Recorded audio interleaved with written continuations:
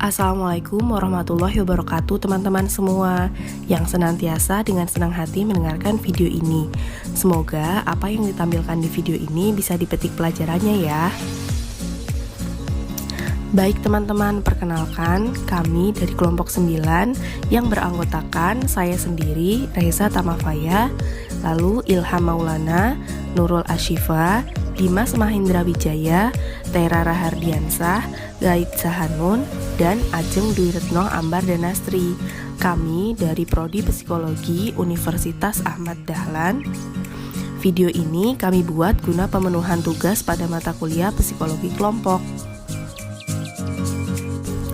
Nah, untuk itu kami berencana membahas beberapa kasus yang sedang booming terjadi pada ranah pertahanan Indonesia saat ini, yaitu kasus identitas sosial kelompok KKB yang telah baku tembak dengan salah satu personil Tentara Nasional Indonesia.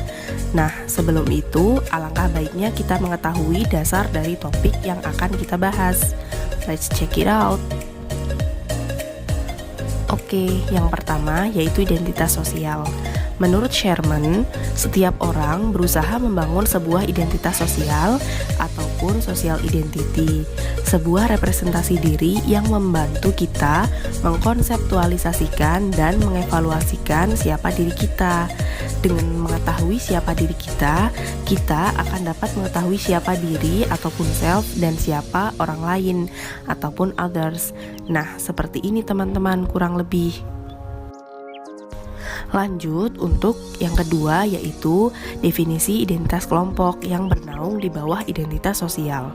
Identitas kelompok itu sendiri secara teoristis diungkapkan oleh Akbar, yaitu identitas kelompok merupakan sebuah perjuangan untuk mempertahankan dan menguatkan serta memajukan kelompok melalui penggunaan ciri-ciri atau lambang identitas baik berupa simbol, bahasa, serta budaya sehingga dapat mencerminkan kekuatan kelompok. Untuk pembahasan kasus ini, mari kita lihat bagaimana identitas kelompok KKB terlebih dahulu teman-teman. Kelompok kriminal bersenjata atau yang biasa disingkat dengan KKB di Papua tidak henti-hentinya menebar teror. Mereka telah mendeklarasikan perang terhadap TNI Polri melalui pernyataan surat. Mereka adalah sebutan dari penegak hukum Indonesia untuk kelompok militan yang mengatasnamakan diri mereka sebagai Tentara Pembebasan Nasional Papua Barat, Organisasi Papua Merdeka, atau biasa yang disingkat dengan TPNPB-OPM. Kelompok ini dikhawatirkan akan memakan korban lebih banyak lagi bagi TNI dan Polri yang berada di area perbatasan Papua. Lebih bahayanya lagi, kelompok ini sudah memenuhi syarat sebagai kelompok teroris menurut pemerintah negara Indonesia.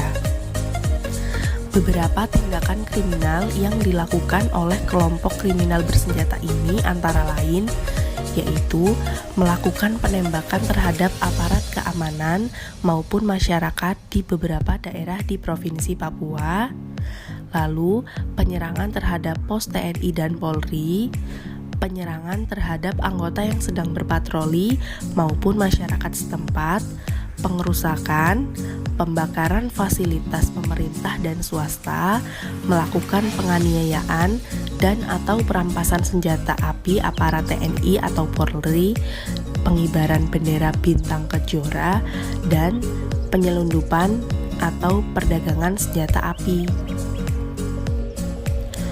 Pembedahan kasus dengan teori yang ada. Yang pertama, yaitu teori mengenai pengaruh kelompok terhadap identitas sosial. Menurut Michael Hughes dan Ibrams, teori identitas sosial merupakan perilaku kelompok yang memfokuskan adanya 3 struktur dasar.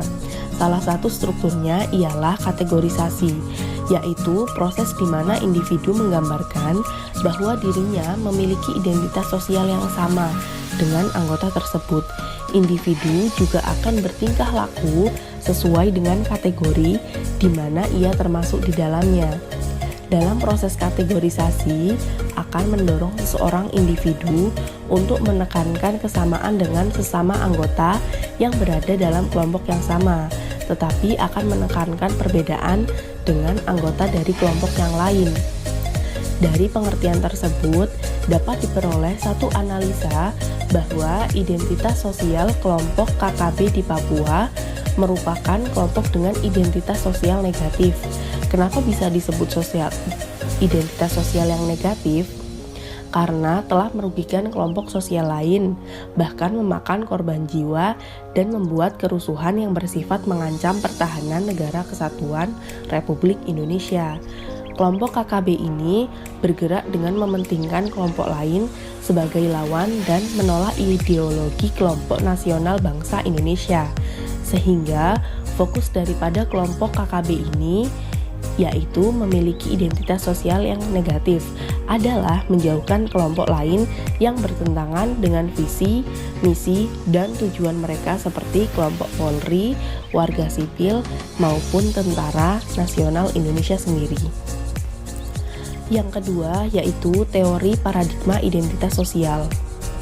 Michael Hoke mendefinisikan bahwa pendekatan identitas sosial bertumbuh pada asumsi-asumsi tertentu tentang sifat manusia dan masyarakat serta keterikatan mereka. Dari pernyataan ini bisa disimpulkan bahwa pendekatan identitas sosial pada kelompok KKB di Papua bertumbuh pada persepsi bahwa ideologi bangsa Indonesia adalah salah dan ditolak, sehingga mereka berniat untuk membebaskan diri dari Indonesia dan menggunakan ideologi baru sebagai landasan keberadaan mereka. Sifat arogan, memberontak, dan mengkhianati membuat asumsi masyarakat terhadap kelompok identitas ini menjadi sangatlah buruk. Bahkan banyak masyarakat sekitar Jayapura yang merasa takut, was-was, dan khawatir akan keberadaan kelompok ini. Bahkan anggota sistem pertahanan RI saja merasa kewalahan menghadapi serangan tiba-tiba dan penyusupan kelompok ini di lingkungan warga sipil. Yang ketiga yaitu teori identitas sosial dalam perspektif kelompok kriminal bersenjata. Teori identitas sosial digambarkan sebagai teori yang memprediksi perilaku antar kelompok tertentu berdasarkan perbedaan status kelompok, legitimasi, dan stabilitas yang dipersepsikan akibat adanya perbedaan status tersebut, dan kemampuan yang dipersepsikan dalam berpindah dari satu kelompok ke kelompok lainnya. Perbedaan status kelompok kriminal bersenjata ini dengan kelompok masyarakat sipil Indonesia adalah ditandai oleh keinginan untuk menjadi bagian dari negara Indonesia atau memisahkan diri dari Indonesia.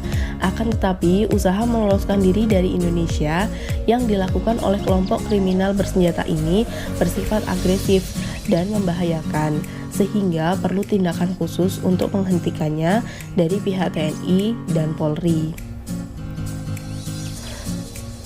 Nah, itulah informasi mengenai identitas kelompok dan pembahasan kasus terkait identitas kelompok yang dapat disampaikan. Semoga dari materi yang disampaikan bisa dipetik hikmahnya ya. Salam sehat semua, tetap patuhi 3M dan tetap jaga kesehatan. Wassalamualaikum warahmatullahi wabarakatuh.